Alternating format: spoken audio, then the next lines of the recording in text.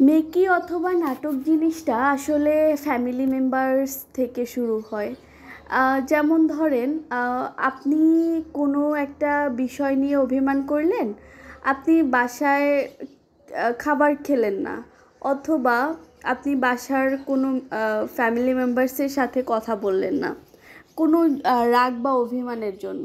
তো দেখা যাচ্ছে হচ্ছে আপনার বাবা অথবা মা এতে যদি হার্ট হয়, সে যদি ফিল করে তার এতে প্রেশার বেড়ে যাচ্ছে, তার ডায়াবেটিক থাকলে ডায়াবেটিক বেড়ে যাচ্ছে, রাতে ঘুমাতে পারে না, সে বাসায় খেতে পারে না, থাকতে পারে না, আপনি তার সাথে অভিমান করে কথা বলছেন না বিধায়, এবং এই জিনিসটা সে হচ্ছে সমস্ত জায়গায় বলে বেড়ায় তার আত্মীয় স্বজন অথবা পরিচিত লোকজনদের কাছে বলে বেড়ায় যে আমার ভালো লাগতেছে না, আমার সন্তান আমার সাথে কথা বলতেছে না বা কিছু।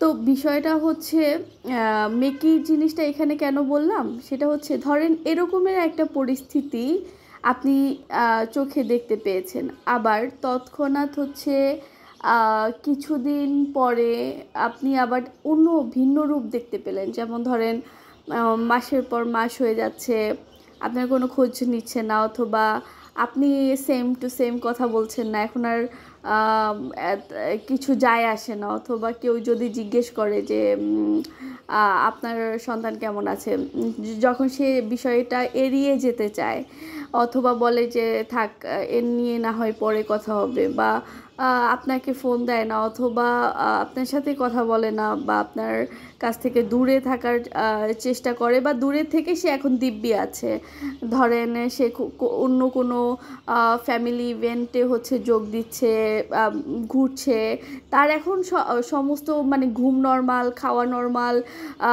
ওষুধ খাওয়াটা নর্মাল হচ্ছে, সে এখন নর্মাল কাজগুলো করতে পারছে, এখন আর প্যারা খাচ্ছে না।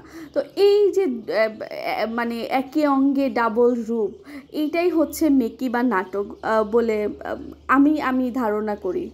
আর একটা বিষয় হচ্ছে রিয়েলাইজেশন করলাম, সেটা হচ্ছে ধরেন আপনার জীবনে যদি কোনো ক্ষতি ছোটোবেলা থেকে হয়ে থাকে, তাহলে সেটা আপনার পরিবারের লোকজন, হ্যাঁ আমি জানি পরিবারের লোকজন খুবই ভালো চায়, ভালোবাসে, বাট বাঙালি তো এক লাইন বেশি বুঝে।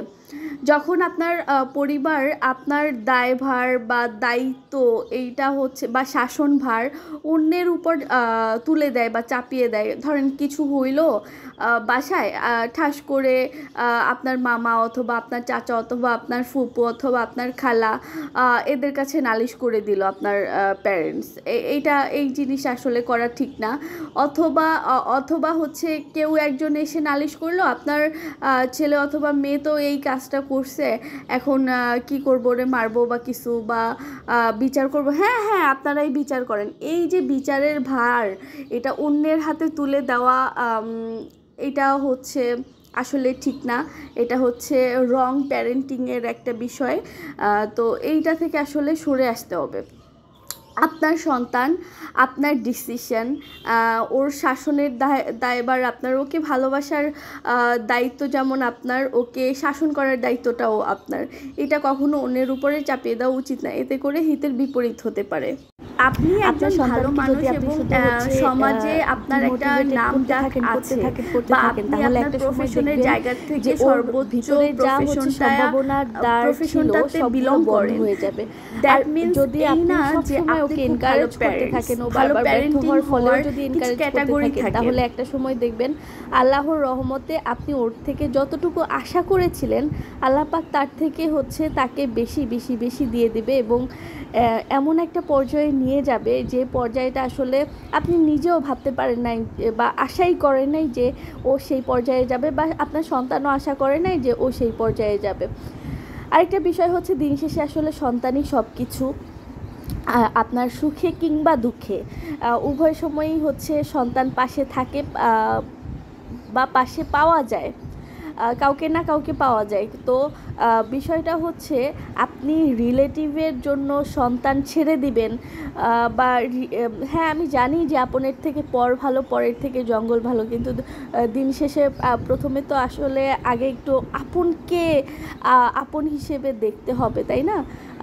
আপনার সন্তানই আগে, রিলেটিভ পরে। সো আপনি রিলেটিভের জন্য সন্তান ছেড়ে দিবেন, আপনি তাহলে কেমন প্যারেন্টিং হলেন বা কেমন প্যারেন্টস হলেন? আপনার প্যারেন্টিং লেভেলটা কতটুকু? আপনি কি শিখাচ্ছেন, কি শিখলেন, বা কি দিচ্ছেন আর কি, বা তাদেরকে কি শিখাচ্ছেন? আপনার ব্যাড প্যারেন্টিংয়ের জন্য আসলে আপনার সন্তানের জীবনটা নষ্ট হয়ে যাচ্ছে। ধন্যবাদ।